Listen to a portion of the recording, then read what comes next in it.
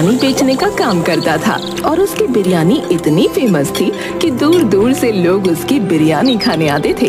वो अपने ग्राहकों से बिल्कुल दोस्तों जैसा व्यवहार करता था। किसी की प्लेट में एक्स्ट्रा रायता डाल देता तो किसी की पसंद के हिसाब से मसाला कम ज्यादा कर देता। अरे राम प्रसाद भाई, आज तो फिर से बहुत भीड़ है। हाँ भाई, ये सब आपकी दुआओं का असर है। जरा सा इंतजार करिए, बस फिर आपके लिए एक प्लेट बिरयानी तैयार करता हूँ। अरे भाई साहब, इनके यहाँ हमेशा ही भीड़ रहती है। इतनी लजीज बिरयानी जो बनाते हैं। अरे चुप रहो मोहनदास, फालतू की तारीफ ना करो। अरे ये भीड़ बता रही है कि मेरी तारीफ फालतू है या नहीं है। इतने में राम प्रसाद के बेटे गौरव और अर्जुन वहाँ आ गए। अर्जुन ने देखा कि ग्राहक बिरयानी के लिए चिल्ला रहे हैं तो वो गुस्से से उनको डांटने लगा। अरे इतना शोर क्यों मचा रखा है? थोड़ा शांति से खड़े रहो वरना भगा दूंगा सबको। अर्जुन बेटा, ग्राहकों के बिना हमारा काम नहीं चलेगा। याद रखो, ग्राहक भगवान होते हैं, हमें उनके साथ आदर और धैर्य से पेश आना चाहिए। हाँ छोटे, थोड़ा शांत रहना सीख। अच्छा ठीक है। उस समय तो अर्जुन ने सिर झुकाकर राम प्रसाद की बात मान ली, लेकिन उसकी यही आदत थी कि वो किसी से तमीज से बात नहीं करता था। शाम को सब घर पहुँचे और गौरव ने मालिनी को अर्जुन के गुस्से वाली बात बताई। अरे अर्जुन, इतना गुस्सा क्यों दिखाते हो? तुम्हें देखकर तो लगता है तुम्हारे भीतर कोई शेर बैठा है।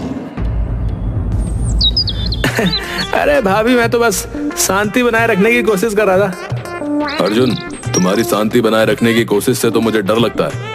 ऐसा ना हो कि कल को तुम सबको भगाकर खुद ही बिरयानी खाने लगो। गौरव की बात सुनकर सब हंस पड़े।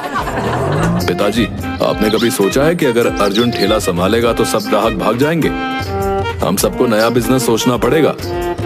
अरे बेटा, तुम भी ना, अर्जुन को थोड़ा समय दो, वो भी सीख जाएगा।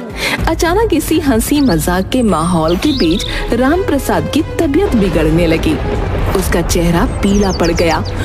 गौरव और अर्जुन ने उसे सहारा दिया।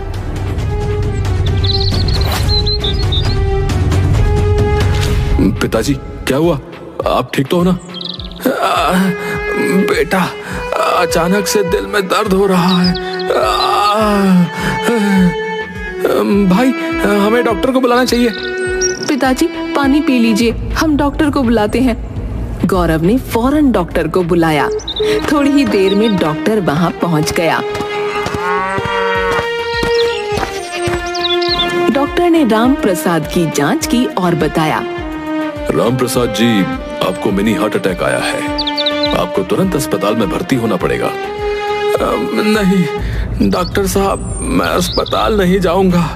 मुझे अपने घर पर ही आराम करने दीजिए। ऐसे छोटे मोटे अटैक मेरा कुछ नहीं बिगाड़ सकते। पिताजी, डॉक्टर की बात मानिए ना। बेटा, मैं ठीक हूँ, मुझे बस थोड़ा आराम चाहिए। उसी रात राम प्रसाद ने गौरव और अर्जुन को अपने पास बुलाया।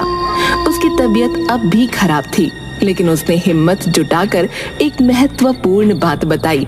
बेटा, अब मेरे बाद इस काम को तुम दोनों को ही संभालना है। मेरी एक आखिरी इच्छा है कि मेरी बिरयानी की खास रेसिपी तुम्हारे हाथों में ही रहे।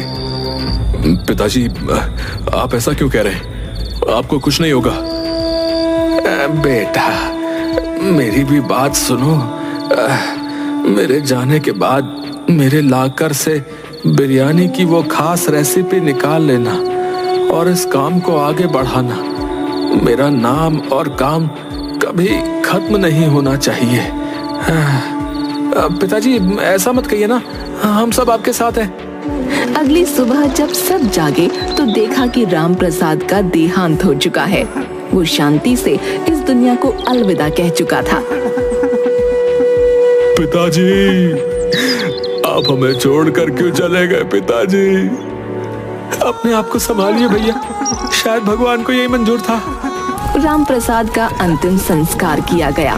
उसके परिवार के साथ साथ उसके ग्राहक भी बहुत दुखी थे। और इसी वजह से उसके अंतिम संस्कार में बहुत भीड़ इकट्ठा हो गई थी।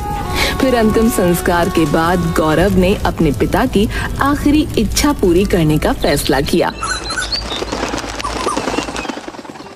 छोटे, अब हमें पिताजी की रेसिपी निकालनी चाहिए। ये उनका सपना था कि हम इस काम को आगे बढ़ाएं। ठीक है भैया, चलो देखते हैं। गौरव ने लॉकर खोला, लेकिन ये क्या, लॉकर तो खाली पड़ा था। ये देखकर गौरव हैरान रह गया। भैया, मैंने पहले ही वो रेसिपी निकाल ली थी।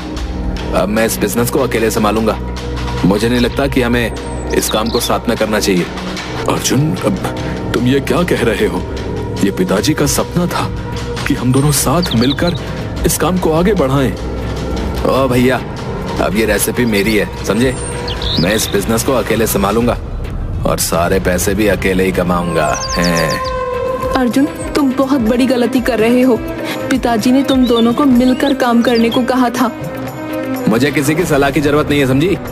अब मैं अपने तरीके से काम करूंगा। गौरव और अर्जुन के बीच काफी बहस हुई और अंत में अर्जुन ने